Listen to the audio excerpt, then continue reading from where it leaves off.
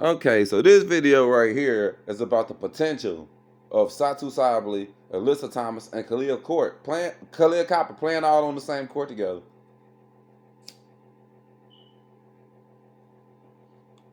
This three-way tandem, there's only one comparison. You can't say Phoenix Suns. There's only one comparison. The Miami Heat. And I'm not saying for player per se because Satou was brought in to be the face of the team. But honestly, Satou can fill your Chris Bosh role with her stretch four ability. Alyssa Thomas with her rebounding, her assist, and she can score. She can fill the LeBron shoes. I just wish she shoot the three, but hey, that's her game. Her game is her game. But she can fill the LeBron role. She's the engine. That's her nickname. And AKA Lady LeBron. Or Khalil Copper, former WNBA Finals MVP. That's D-Wade all day. Anybody saying that this system and what they doing right now ain't gonna work, you don't want it to work. Because you wasn't even saying that when Skylar Diggins and Diana Taurasi was on the same team. And those are two bigger ball-dominant players. Satou's not a ball-dominant player. Alyssa Thomas, even though when she got the ball in her hand, she's setting up. Look at her assists. Her bread and butter is more so versatility with the assists, the overall scoring, and rebounding, and the playmate. And the defensive prowess. She's a top-tier defender. So to put all that in a nutshell, this very much so can work. Because Brittany Griner brought a post presence. Alyssa Thomas has a post presence. Diana Taurasi was your shooter. Satou Sabally is a shooter. Skylar Diggins ball handling and playmaking as well. Satou Sabally and Alyssa Thomas both are ball handlers and playmakers, as well as Khalil Copper. Tell me why this can't work, and the team still ain't done filling out. Only thing you gotta do is get a legitimate center, a decent scorer off the bench. Use that draft pick for something good. I don't care if she fits or not. If Anissa Monroe some way somehow fall to number I think Phoenix still got 12. If she some way somehow fall to number 12, bro, be all over it. Be all over it. Be all over it. Okay? Be all over it. No questions asked. Be all over it.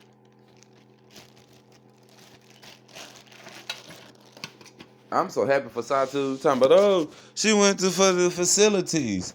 Nigga, playing for the Dallas Wings is like getting dressed in your closet. Get out of here, Brody. I'm Team Satou all day. The hell is wrong with y'all? The hell is wrong with y'all, bro? Y'all finally finna see who Arike Ogunbowale is. I've been waiting on this moment for forever. And the Dallas Wings could have actually helped her out, but they still didn't do her right. They could have said, damn that 8th pick. They could have took the 19th. They should have took the package that the Fever took.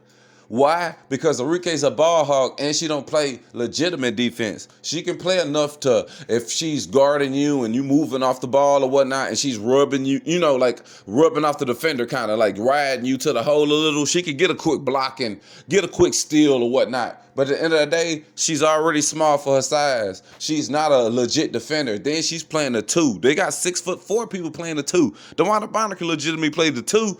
So having you at 5'8", 5'9", just because you can score, that's a disadvantage still when you play teams with bigger lineups.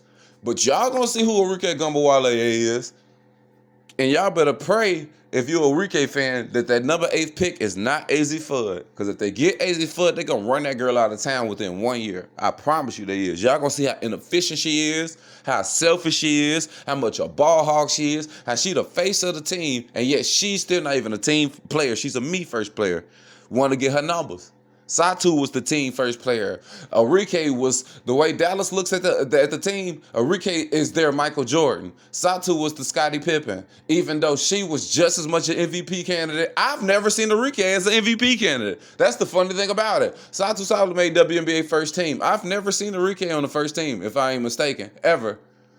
Because she don't play like a WNBA first teamer. Jewel Lloyd, even though she's more of a still shot, like a bucket getter, she still knows how to play within the offense.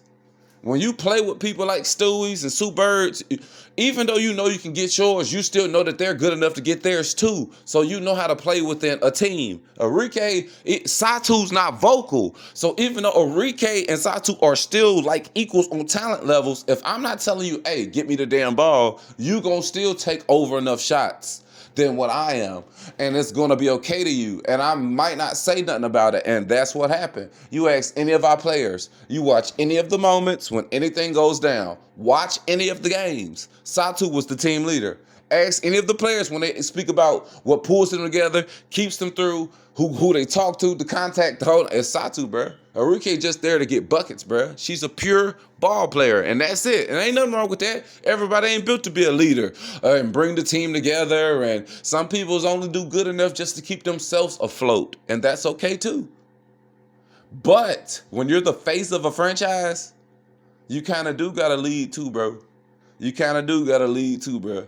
I've seen Tim Duncan bring players to the huddle, arms around them, and talking to the different players, the rookies, the Kawhi Leonards, the whole nine. Quit acting like he was just Mr. Silent. Go back through his career, and you can see him mentoring people literally on the sidelines.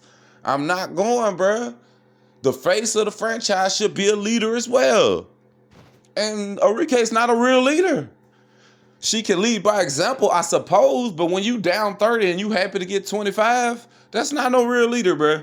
That's not no real leader. You ever seen Satou Sabally get a technical foul that cost us a game?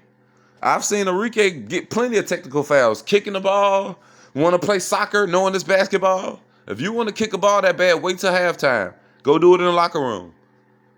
You're literally kicking the object we're using to pay the bills. The basketball is what the stadium is for. The basketball is what the players use to play. The basketball itself is the game that makes it move so there can be fans there to watch you play. You're kicking it like we're in Brazil. This is a whole nother sport. Kicking the announce table one time when she got mad and got a technical foul when we was down by like one and did a lot just to get back in that game to catch up. Bro, it's not no leader.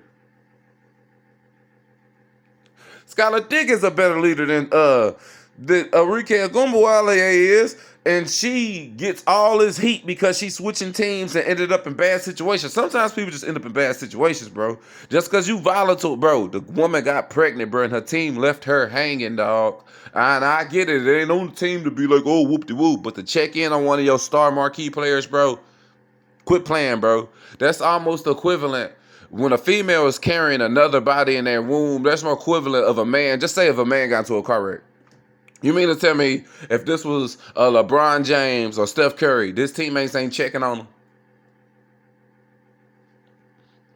They ain't making sure you keep yourself afloat until you can get back on the court. If LeBron James' wife had a miscarriage or whatever, something went down, and he was like, hey, I need to be with my wife for 3, 4, 5 months, and ain't nobody never heard of him. You mean to tell me his teammates ain't coming to check on him? The team, they sending some people to come check in with him? Man, stop playing, bruh. They just did Skylar Diggins different. They do these good people wrong.